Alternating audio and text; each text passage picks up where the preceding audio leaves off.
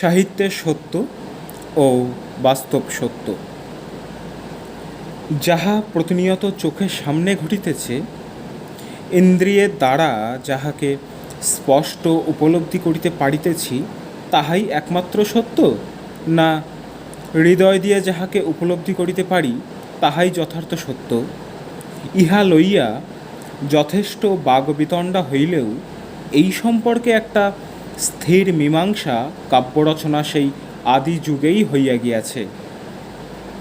ক্রঞ্চির বিরহে কাতর ক্রঞ্চের বেদনা বাল্মীকি মুনিকে ভাবাপ্লুত করিয়া দিলে তিনি তাহা প্রকাশের জন্য ব্যাকুল হইলেন। কিভাবে তিনি তাহা প্রকাশ করিবেন? তাহার এই প্রশ্নের উত্তরে দেবর্ষি নারদ বলিয়াছিলেন, ঘটে যা তা সব সত্য নহে কবি, তব মনোভূমি রামের জন্মস্থান অযোধ্যার চেয়ে সত্য যেন।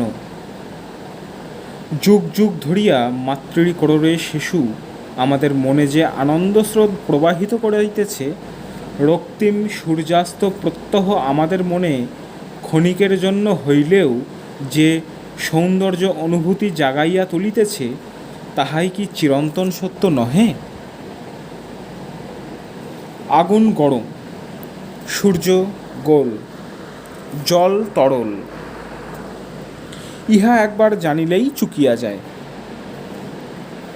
দ্বিতীয়বার কেহ যদি তাহা আমাদের নতুন শিক্ষার মতো জানাইতে আসে, তবে ধৈর্য রক্ষা করা কঠিন হয়। সূর্য যে পূর্ব দিকে ওঠে কথা আর আমাদের মন আকর্ষণ করে না, কিন্তু সূর্যোদয়ের যে সৌন্দর্য ও আনন্দ, তাহা জীব সৃষ্টির পর হইতে আজ পর্যন্ত আমাদের কাছে অম্লান আছে। এমনকি অনুভূতি যত প্রাচীনকাল হইতে যত লোকপরম্পরার উপর দিয়ে প্রবাহিত হইয়া আসে, ততই তাহার গভীরতা বৃদ্ধি হয়, ততই তাহা আমাদিগকে সহজে আবিষ্ট করিতে পারে। এটা রবীন্দ্রনাথের কথা। সত্যকে আমরা চোখে দেখি, বুদ্ধিতে পাই, আবার তাহাকে হৃদয় দিয়াও উপলব্ধি করি। সত্যকে প্রকাশ করাই সাহিত্যের কাজ। কিন্তু সত্যকে যখন আমরা চোখে দেখি, বুদ্ধিতে পাই, তখন নয়, কিন্তু যখন তাহাকে হৃদয় দিয়া পাই, তখন তাহাকে সাহিত্যে প্রকাশ করিতে পারি। বাস্তব সত্যের সঙ্গে সাহিত্যের সত্যের পার্থক্য স্পষ্টই লক্ষ্য করা যাইতে পারে। বাস্তব সত্যের পরিবর্তন হইতে বেশিক্ষণ সময় লাগে না। সূর্য পৃথিবীর চারিদিকে ঘোরে, মানুষ এই কথাই জানিত, কিন্তু আসল সত্য যে তাহার বিপরীত একদিন তাহা প্রমাণিত হইয়া গেল। নভমণ্ডলের সৃষ্টিকৌশল আজ আমাদের যে বিস্ময়াপন্ন দৃষ্টি আকর্ষণ করিতেছে, কিছুকাল পরে আমরা তাহার রহস্যের সমাধান করিয়া ফেলিব। কিন্তু সূর্যোদয়ের প্রাক্কালে পূর্বাকাশ যে অপরিসীম সৌন্দর্যে মণ্ডিত হইয়া ওঠে, তাহা চিরকালই পৃথিবীর শ্রেষ্ঠ বৈজ্ঞানিকদেরও হৃদয়কে আলোড়িত করিতে থাকিবে। রবীন্দ্রনাথ এ প্রসঙ্গে বলেছেন, সাহিত্যে ও আর্টে কোনো বস্তু যে সত্য তার প্রমাণ হয় রসের ভূমিকায়। অর্থাৎ সে বস্তু যদি এমন একটি রূপ রেখা গীতে সুষমাযুক্ত ঐক্য লাভ করে, যাতে করে আমাদের চিত্ত আনন্দের মূল্যে তাকে সত্য বলে স্বীকার করে, তাহলেই তার পরিচয় সম্পূর্ণ হয়। যদি তা না হয়, অথচ যদি তথ্য হিসাবে সে বস্তু একেবারে নিখুঁত হয়, তাহলে আরসিক তাকে বড় মাল্য দিলেও রসজ্ঞ তাকে বর্জন করিবেন। ব্যাধের স্বরে নিহত ক্রঞ্চির জন্য ক্রঞ্চের বিরহ বেদনা বাল্মীকির কাব্যে অমর হইয়া রহিয়াছে। ব্যাধ কিভাবে স্বর নিক্ষেপ করিয়া ক্রঞ্চিকে নিহত করিয়াছিল, বাল্মীকি সে চিত্র আঁকেন নাই, কিন্তু তবুও ক্রঞ্চের বেদনা ও তাহাতে বাল্মীকির বেদনা, এই উভয়বিধ বেদনাই তিনি আমাদের হৃদয়ে সঞ্চারিত করিয়া দিতে সক্ষম হইয়াছেন। কিন্তু কি কৌশলে? কৌশল আর কিছুই নয়, আদিকবি সোজাসুজি আমাদের হৃদয়ের নিকট আবেদন জানাইয়াছেন। ইন্দ্রিয় বা বুদ্ধির নিকট আবেদন ক্ষণিকের জন্য স্থায়ী হয়, কিন্তু হৃদয়ের নিকট আবেদন চিরস্থায়ী। শিলংয়ের রাজপথে বহু মোটর দুর্ঘটনা হইয়াছে এবং ভবিষ্যতেও হইবে। তাহাদের সচিত্র বিবরণ আমরা কতই না পাঠ করিয়াছি, অনেকে প্রত্যক্ষও করিয়াছি, কিন্তু ওই অগণিত দুর্ঘটনার একটিকেও কি মনে রাখতে পেরেছি? রবীন্দ্রনাথও ওই রকম দুর্ঘটনা এক আধটা প্রত্যক্ষ করিয়া থাকিতে পারেন, এবং সেই বিবরণ তিনি যখন অমিত ও লাবণ্যের কাহিনীর মধ্যে দিয়ে প্রকাশ করেন, তখনই তাহা চিরকালের সামগ্রী হইয়া ওঠে। এই প্রসঙ্গে একটি কথা স্মরণ রাখিতে হইবে। সাহিত্য শুধুমাত্র হৃদয়বৃত্তির ব্যাপার, তাহাতে ইন্দ্রিয় ও বুদ্ধিবৃত্তির কোনো স্থান নাই, এ ধারণা কিন্তু নিতান্ত অমূলক। ইন্দ্রিয়ের মধ্য দিয়াই হৃদয়ে পৌঁছাইতে হয়। ইন্দ্রিয়ই হৃদয়ের দ্বার। সাহিত্যিক বস্তু জগতের বিভিন্ন ঘটনা প্রত্যক্ষ করেন এবং তাহা রসাশ্রিত করিয়া আমাদের সম্মুখে উপস্থাপিত করেন। তাহা পাঠ করিয়া আমাদের মনশ্চক্ষে যে চিত্র ভাসিয়া উঠে তাহা হৃদয়গ্রাহ্য, সে বিষয়ে কোনো সন্দেহ নাই। কিন্তু মনের চক্ষুও তো ইন্দ্রিয়। আসল কথা হইতেছে, এই বস্তু জগৎকেই আশ্রয় করিয়া সাহিত্যিক চিরন্তন সত্যকে প্রকাশ করিয়া থাকেন।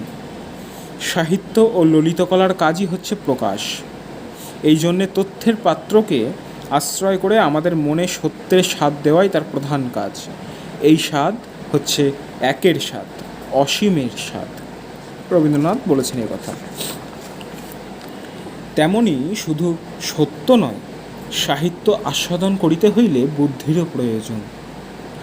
জল ও তেলের পার্থক্য বুঝিতে যেটুকু বুদ্ধির প্রয়োজন, উৎকৃষ্ট সাহিত্য উপলব্ধি করিতে গেলে তাহার চেয়ে আরও কিছু বেশি প্রয়োজন। ইহা অবশ্য শুধুমাত্র বুদ্ধি নয়, ইহা চেতনা হইতে উদ্ভূত একটি শক্তি বিশেষ। ইহাকেই প্রজ্ঞার দৃষ্টি বলা যাইতে পারে। কিন্তু হৃদয়েই হইতেছে সাহিত্যরসের ক্ষরণ স্থান। সাহিত্যের আনন্দকে তাই খেলার আনন্দের সহিত তুলনা করা হইয়াছে। প্রয়োজন ও অপ্রয়োজনের কথা ভুলিয়া আমরা যেমন নিছক অপ্রয়োজনের আনন্দে খেলার মাতিয়া উঠি, তেমনি বুদ্ধির দ্বারা যাচাই করিলে সাহিত্যের আনন্দ লাভ করা যায় না। তাহা হইলে এই কথা স্পষ্ট হইল যে বস্তু জগতের সত্যই কবির সৃষ্টি কৌশলে কাব্যজগতের সত্যে রূপান্তরিত হইয়াছে। রবীন্দ্রনাথ বলিতেছেন, বাহিরের জগৎ আমাদের মনের মধ্যে প্রবেশ করিয়া আর একটা জগৎ হইয়া উঠিতেছে। তাহাতে যে কেবল বাহিরের জগতের রং, আকৃতি, ধ্বনি প্রভৃতি আছে তাহা নহে, তাহার সঙ্গে আমাদের ভালো লাগা, মন্দ লাগা, আমাদের ভয়, বিস্ময়, আমাদের সুখ দুঃখ জড়িত। তাহা আমাদের হৃদয়বৃত্তির বিচিত্র রসে নানাভাবে আভাসিত হইয়া উঠিতেছে। এই হৃদয়বৃত্তির রসে জারিত হইয়া আমরা বাহিরের জগৎকে বিশেষ রূপে আপনার করিয়া লই। অর্থাৎ বাহিরের জগৎ এক স্বতন্ত্র মহিমায় কবির অন্তরের নিজস্ব জগতে পরিণত হয়। বাহিরের জগতের খণ্ড খণ্ড চিত্রের শূন্যস্থানগুলি কবি আপনার কল্পনার দ্বারা পূর্ণ করিয়া নেন। অবশ্য সকলের মনেই যে এই বাহিরের জগৎ বিচিত্র রূপ ধারণ করে তাহা নয়। শুধুমাত্র বিশেষ ধরনের মনের অধিকারীদের হৃদয়েই এই জগতের সৃষ্টি হয়। বাহিরের জগৎ যখন কবির হৃদয়ে স্বতন্ত্র মহিমায় উদ্ভাসিত হইয়া ওঠে, তখন কবি তাহা প্রকাশ করিবার জন্য ব্যাকুল হইয়া ওঠেন।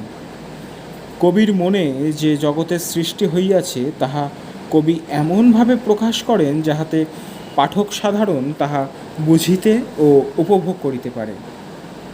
কারণ কবির হৃদয়ের সংবাদ যদি পাঠকের হৃদয়ে গিয়ে না পৌঁছিতে পারে, তবে কাব্যের সার্থকতা কোথায়? সুতরাং কবিকে এমনভাবে তাহার হৃদয়ের সত্যকে প্রকাশ করিতে হয় যাহাতে তাহার অনুভূত ভাবগুলি পাঠকের হৃদয়ে গিয়া তদ অনুরূপ ভাবে সৃষ্টি করিতে পারে। তাহা হইলে মোটামুটি প্রক্রিয়াটি হইতেছে এই, রবীন্দ্রনাথের কথায়, সাধারণের জিনিসকে বিশেষভাবে নিজের করিয়া সেই উপায়েই তাহাকে পুনশ্চ বিশেষভাবে সাধারণের করিয়া তোলাই সাহিত্যের কাজ। অর্থাৎ কবি বস্তু জগতের জিনিস প্রথম নির্বিশেষে আত্মসাৎ করেন, তাহাকে হৃদয়বৃত্তির রসে জারিত করিয়া ব্যক্তিগত করিয়া তোলেন, আবার সেই ব্যক্তিগত জিনিসকেই সর্বসাধারণের করিয়া বাহিরে